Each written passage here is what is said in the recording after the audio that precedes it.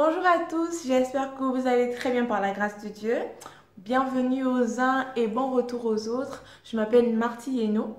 Aujourd'hui, nous allons discuter de plusieurs aspects. Comme vous voyez le titre de la vidéo, c'est une mauvaise habitude de ne pas aller à l'église. Alors nous allons parler du fait d'aller à l'église, du fait de ne pas aller à l'église, du fait d'aller à l'église mais d'aller en retard. Donc, j'ai eu à parler avec plusieurs personnes qui m'ont dit, lorsque je demande par exemple, ah, tu vas dans quelle assemblée? Et la personne me dit, ah oui, je suis chrétien, mais je prie à Saint-Piol. Je prie à la maison. Je lis ma Bible à la maison. C'est très bien de prier à la maison. C'est très bien de lire sa Bible à la maison. Mais ou encore, je ne vais pas à l'église parce qu'à l'église, c'est pas tout le monde qui t'aime. Ok? Parce qu'à l'église, il y a beaucoup d'hypocrites. Alright? Ok. Ma question pour toi, si tu es dans cette situation, c'est premièrement, pourquoi vas-tu à l'église? C'est la première chose. Tu dois te poser la question à toi-même et répondre. Si tu peux, écris ça quelque part. Parce qu'aujourd'hui, c'est le début d'une nouvelle ère. Nous sommes dans le premier trimestre de l'année. On va recadrer les choses. Deuxièmement, quand tu vas au travail ou à l'école, est-ce que c'est tout le monde qui t'aime? Quand tu vas à ton lieu de travail, je sais pas, peu importe où tu vas, est-ce que toutes ces personnes sont honnêtes avec toi? Pourtant, tu continues d'y aller, n'est-ce pas? Et l'église est un hôpital. Chacun vient se débarrasser de ses fardeaux et partir avec la nature de Christ. Parce que la parole de Dieu, lorsque tu viens au contact de cette dernière, elle te change, elle te purifie, elle te transforme. Tu vas de gloire en gloire et de victoire en victoire avec la parole de Dieu. Aussi une autre chose, rien dans la Bible n'est écrit parce que les pages étaient trop blanches. Il fallait les remplir. Toute chose de la parole de Dieu est écrite pour un objectif précis. Il y a trop d'excuses. Il y a vraiment trop d'excuses. Alors là, il y en a toutes sortes. Il y a l'excuse de le dimanche, c'est le seul jour où je peux me reposer. Donc toi, tu es chrétien. Tu as dit que Jésus est ton Seigneur, Sauveur, Maître de ta vie. Jésus est tout pour toi. Vraiment, c'est toi qui aimes Dieu plus que tout le monde. Mais dimanche, tu dors. Dimanche matin, tu dors. Le culte, c'est en moyenne 2 heures. Toi, 2 heures dimanche matin, tu ne peux pas parce que tu es fatigué. Dimanche, c'est le jour où tu dois dormir. Ok, d'accord. Ça, c'est une excuse. Excuse numéro 2. L'église où je dois normalement aller est trop loin. Le travail pour lequel tu as prié et jeûné, qui est à 1h30 de chez toi. Tu prends le train, parfois même 2 trains, pour y aller. Tu prends les transports en commun pour y aller. Pourtant, c'est loin, hein? Mais l'église, comme c'est aussi loin, comme tu ne peux pas trouver une église qui est plus proche, tu ne pars pas. On a même fait, il y a même les cultes en direct. Ça non plus, tu ne regardes pas. Tu ne peux pas te réveiller pour ça. Tu es trop fatigué. L'église, excuse numéro 3. Non, mon réveil n'a pas sonné. Ton réveil n'a pas sonné.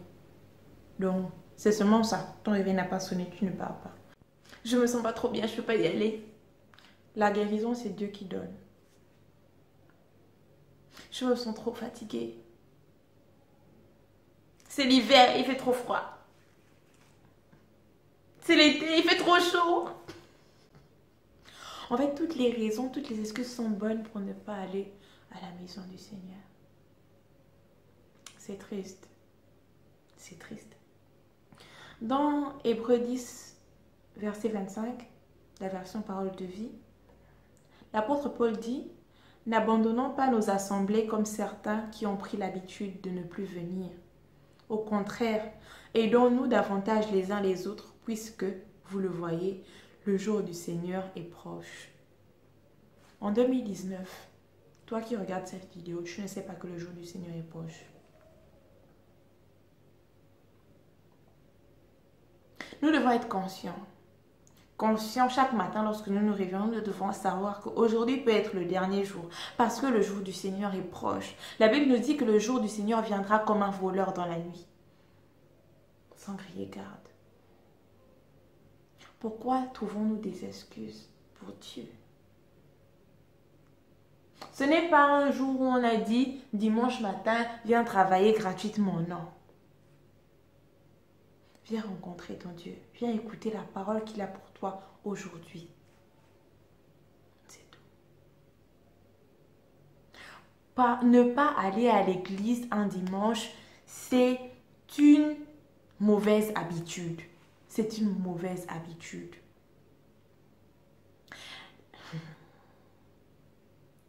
Souvent, il faut se poser la question pour se recadrer soi-même, quoi. Il faut se poser la question, qui est Jésus pour moi? Qui est Jésus pour toi? Qui est Jésus pour toi? Parce que quand tu réfléchis, quand tu te dis que tu es chrétien, être chrétien, c'est être comme Christ. Être comme Christ. Jésus-Christ, être comme lui. Si Jésus-Christ de Nazareth, qui a donné sa vie pour toi et moi, pour que nous soyons là aujourd'hui. Si lui, le roi des rois, le seigneur des seigneurs, celui dont le nom est élevé au-dessus de tout nom, celui qui règne, celui qui est assis à la droite du Père, quand il était sur terre, avait l'habitude d'aller à la synagogue, avait l'habitude d'aller à la maison de prière. La Bible nous dit dans Luc 4, verset 16, la version Bible second 21, Jésus se rendit à Nazareth où il avait été élevé et, conformément à son habitude, il entra dans la synagogue le jour du sabbat. Il se leva pour faire la lecture. Jésus-Christ, conformément à son habitude. Jésus-Christ avait l'habitude d'aller à la maison de prière. Jésus-Christ avait l'habitude d'aller dans la synagogue. Mais toi, tu dors. Toi, tu trouves des excuses pour Dieu. Pas pour le voisin qui t'a demandé un service, non. Tu trouves des excuses pour Dieu. S'il faut même travailler dimanche matin, tu vas te dire que oui, il n'y a pas de problème. Je veux travailler dimanche matin, il n'y a pas de problème. Mais aller à l'église, ça te fatigue. Non, tu n'aimes pas aller à l'église. Tu n'aimes pas les endroits où il y a trop de monde. Pour Dieu. Jésus a sacrifié sa vie pour toi. Est-ce que tu sais ce que ça veut dire sacrifier sa vie? Comment? Tout ce qu'il a vécu, sa passion. Non mais lisez vos Bibles, hein? Quand vous lisez les Bibles à la maison, lisez très bien. Tout ce qu'il a enduré pour toi. Parce que s'il n'y avait pas tous les 7 milliards ou 8 milliards d'habitants là, s'il n'y avait que toi, il aurait refait tout le même chemin, juste pour toi. Mais toi, tu ne peux pas te réveiller le matin pour aller lui accorder 1h30 ou 2h de ton temps. Par semaine, hein, même pas par jour. Qui est Jésus pour toi? Qui est Jésus pour toi? Est-ce que Jésus est juste une personne que tu dis aimer, mais lorsqu'on aime, on fait des sacrifices? Est-ce que Jésus, pour toi, est une mode pour que tu parles de lui que sur les réseaux sociaux? Tu mets les statuts, Jésus, je t'aime, il n'y a que toi dans ma vie, tout ça. Mais le seul jour où il te demande d'être là pour lui, tu es incapable de le faire. Nous sommes au début de l'année encore. On va recadrer les choses. Alors nous passons en retard. Il y a des chrétiens qui vont à l'église le dimanche. Mais quand le culte commence à 9h30, il va venir à 9h45 ou même à 10h. Même 10h30. Parce que, de toute façon, je n'ai pas encore raté. Le pasteur n'a pas encore commencé à prêcher. C'est seulement les louanges et l'adoration.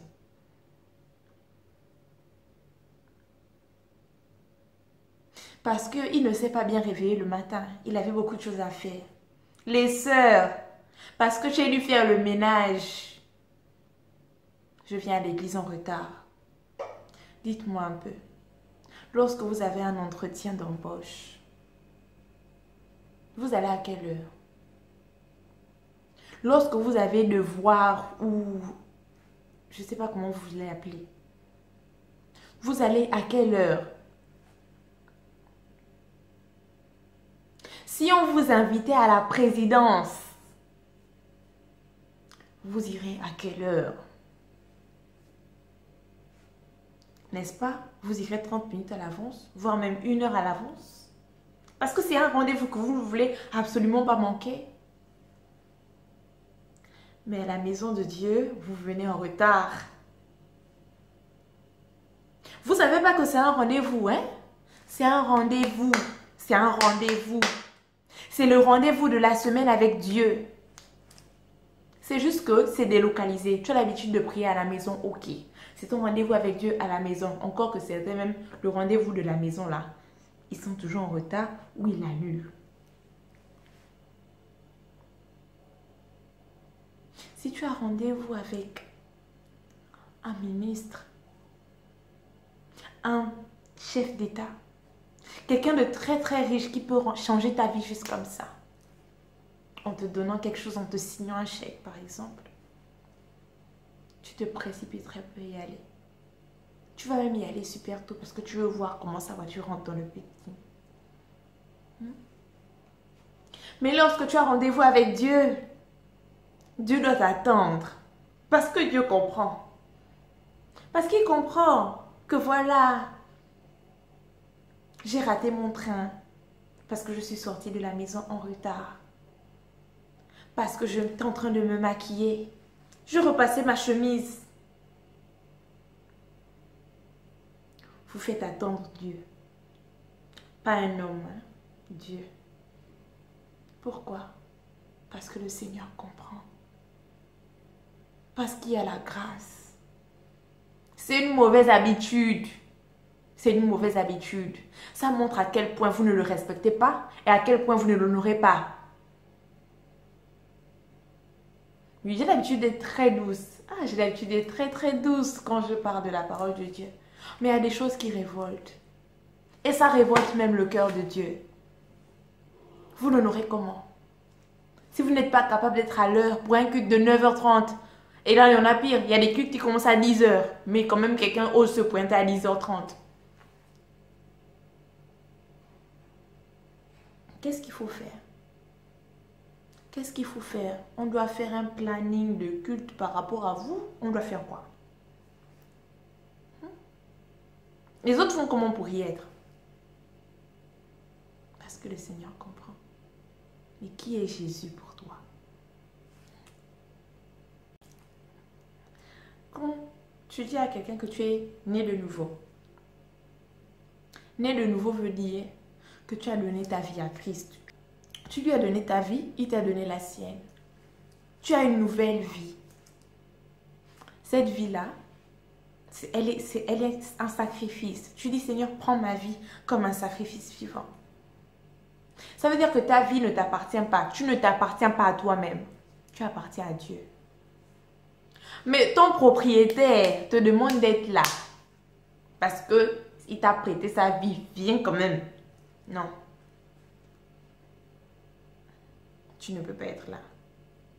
Tu as d'autres choses à faire. D'autres choses plus importantes que Dieu.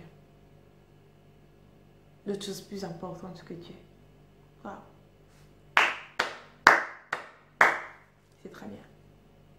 C'est très bien. Je ne sais pas.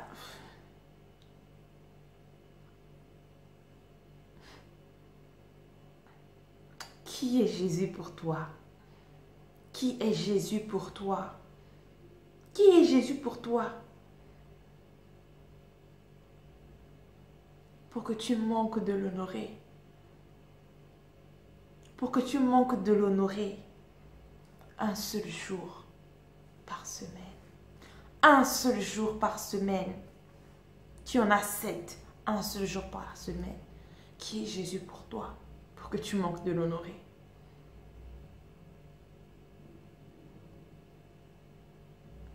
Tu pries en d'autres langues. Tu pries aussi par l'intelligence.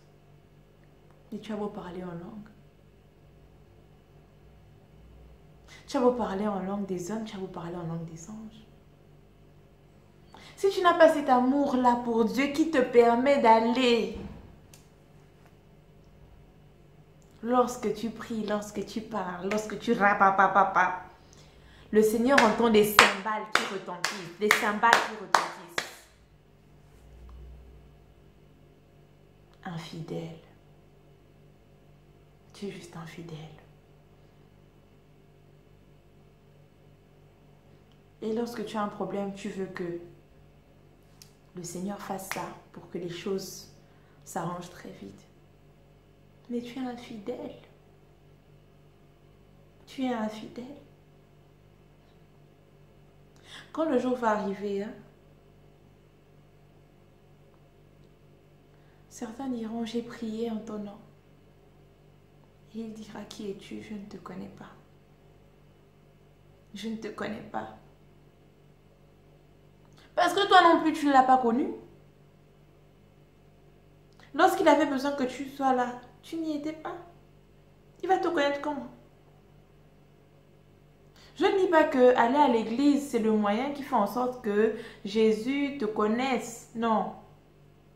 Je dis que c'est pour l'honorer. Honore le Seigneur de ta présence. Juste ça, ta présence. Là, je ne rentre même pas dans les détails de si à l'église, quand on demande de se lever, tu te lèves ou quoi, non. Ta présence, c'est tout. Qu'est-ce que 2 heures de ton temps par semaine? Qu'est-ce que 2 heures de ton temps? 2 heures. Lorsque tu sors du culte, tu sors nourri. Parce que la Bible dit, tu ne te nourriras pas de pain seulement, mais aussi de toutes sortes, toutes paroles qui sortent de la bouche de Dieu. Tu sors plus glorieux que quand tu es rentré. La parole de Dieu te lave de toute impureté que tu as accumulé, tout le stress, tout ce que tu as eu pendant la semaine.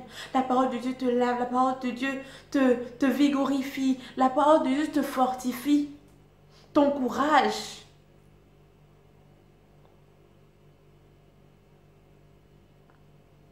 Mais toi, tu décides de ne pas y aller. Alors, je veux encore te demander, mon frère, ma soeur, toi qui m'écoutes, qui est Jésus pour toi?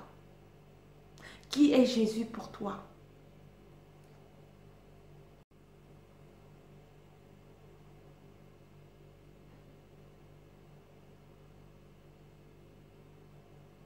Jésus se rendit à Nazareth conformément à son habitude. Il entra dans la synagogue le jour du sabbat. Jésus, comme il en avait l'habitude, allait à la maison de prière. Jésus. Tu chantes, tu lèves les mains à la maison ou partout, je ne sais pas. Et tu dis, où tu vas, Seigneur? je te suivrai. Je ne vis que pour toi, mon Dieu. Je veux n'être qu'à toi, Emmanuel. Mais tu n'arrives pas à te lever de chez toi et aller dans la maison de prière. Tu as du mal. C'est toujours toi qui as un problème avec les transports.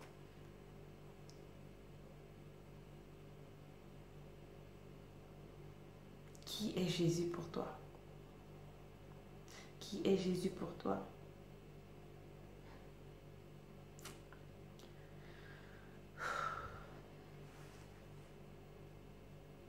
Pose-toi la question. Écris la réponse. Et quand tu vas relire la réponse, pose-toi les bonnes questions. Qui est Jésus pour toi? Si tu n'arrives pas à lui donner 2 heures par semaine dans un nouvel endroit de rendez-vous, qui est Jésus pour toi?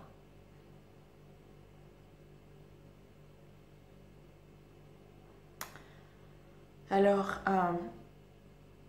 j'espère que tout au long de cette vidéo, tu as pu réfléchir. Tu as pu t'asseoir, tu as pu te poser la question de savoir qui est Jésus pour toi. Dieu est un Dieu qui donne toujours une seconde chance. Ce n'est pas en vain qu'il m'utilise pour venir te parler aujourd'hui. Alors, aujourd'hui, prends la décision de faire les choses bien. Prends la décision d'honorer Dieu. Prends la décision d'aller à l'église.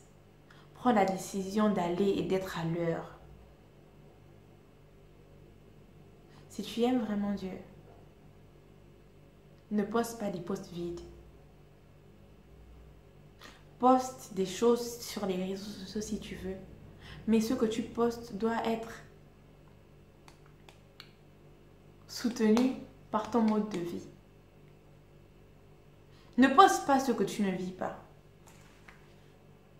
Vis ce que tu postes. C'est important d'aller à l'église. Parce que lorsque tu y vas, tu es transformé, tu es changé. Tu apprends des choses que lorsque tu as lu, tu n'avais même pas compris. Le Seigneur te parle lorsque tu es en assemblée. Car la Bible dit, là où 2 ou 3 sont rassemblés en mon nom, je suis au milieu d'eux. Alors imagine lorsque 100 sont rassemblés. Est-il là? Ce n'est pas en vain. Il aurait aussi pu dire, lorsque tu es dans ta chambre, je suis avec toi. Mais il a précisé, lorsque vous êtes plusieurs, il est au milieu de vous. Qui est Jésus pour toi? Alors j'espère que cette vidéo a encouragé quelqu'un, a aidé quelqu'un à prendre une décision aujourd'hui. Alors j'espère que cette vidéo vous a béni. N'oubliez pas de liker, commenter, partager, vous abonner. Et le plus important, c'est de décider de faire les choses bien dès aujourd'hui. Demain c'est dimanche. On se verra tous. Que Dieu vous bénisse. Bye.